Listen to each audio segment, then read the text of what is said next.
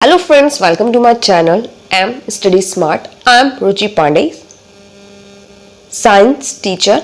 So in this video we are going to discuss about class 9th chapter, that is natural resources, and in this video we are going to discuss about types of natural resources. First of all, let us see in how many categories these natural resources are divided. First one is inexhaustible and another one is exhaustible. So what is inexhaustible? The things or the natural resources which can't exhaust or which can't replenish over the period of time is called inexhaustible natural resources. So all the natural resources come under this category which never get depleted or never ever get destroyed. Inexhaustible, such natural resources which can be destroyed if we can overuse it, because its time to remake is very long, so we have to use it in proper amount. These exhaustible natural resources can be divided into two types, that is renewable and non-renewable.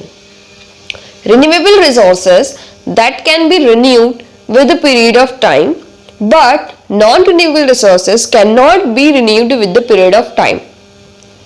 Both of these can get exhausted if we can overuse it, but the renewable resources can be get back as the period of time, but non-renewable, exhaustible natural resources cannot be renewed.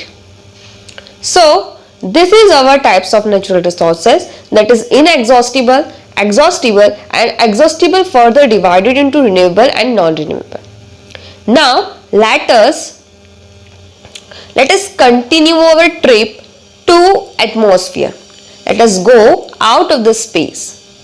So when we are going out of the space, firstly we have to cross many of the layers.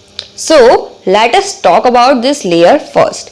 The very first layer we can cross is troposphere.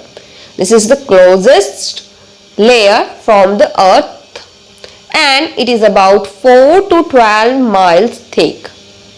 And this troposphere covers about half of the earth atmosphere. Here we can see many of the clouds around.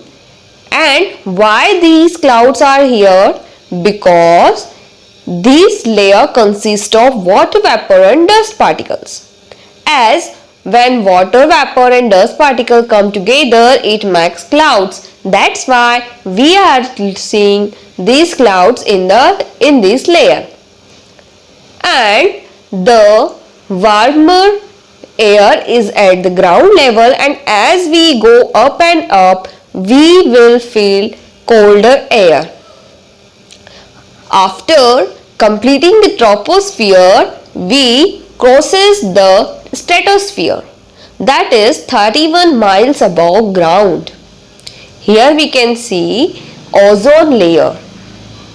Here we can also see jet planes, aircraft that can fly in this layer. As we have found ozone layer here, so ozone layer can absorb UV radiations and sunlight here. And due to this, the temperature of our earth remain constant, as the heat used up by these absorbing techniques can used up in regulating the temperature of the earth. Here we can see that the air of this area is very thinner.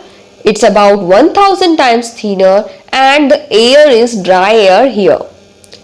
Due to dry air, aircrafts can fly here. After crossing stratosphere, we cross the mesosphere. And the coldest part of mesosphere is called mesopause. Mesopause is the very last end of the mesosphere, and this is the very coldest part. Its temperature is about minus 130 degree Fahrenheit, or we can say minus 90 degree centigrade. Here we can see, due to the temperature, meteors burn up here. And this seems like a Toota Tara from the earth surface. After completing this layer, we comes under the thermosphere. And the thermosphere is 56 miles above the ground, and it's about 310 to 620 miles. And the temperature here is 2700 degree Fahrenheit. So, due to such temperature, here the charged particle of the space get excited and emit photons of light. They can collide with each other, and due to higher state of energy, they can release light of photon. And due to this, we can see auroras in this layer. After completing this layer, we go to the exosphere, and this is the highest layer. After this, we can go into the outer space, and this layer is composed of different types of particles. Particles are dispersed in fully space, and the particles are of helium and hydrogen. This layer is thinnest layer, and here atmosphere merged with the outer space. So this is our last layer. In this way, we can cross 5 layers to cross our planet, in between our planet and outer space. So these 5 layers are troposphere, stratosphere, mesosphere, thermosphere and exosphere. Many questions arises in between this, as where clouds are formed, in which layer you can see aircraft, where you can see satellites.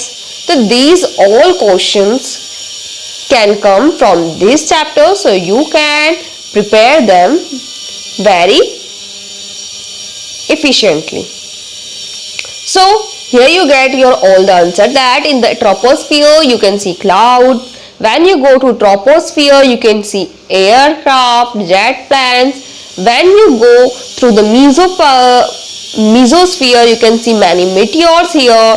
And then in thermosphere, you can see auroras. This is also the question frequently came in the exams. And then the exosphere, which is the thinnest layer, and it is the last layer of the atmospheric layer. So this is all for now. In today's video, we talk about natural resources types and atmospheric layers.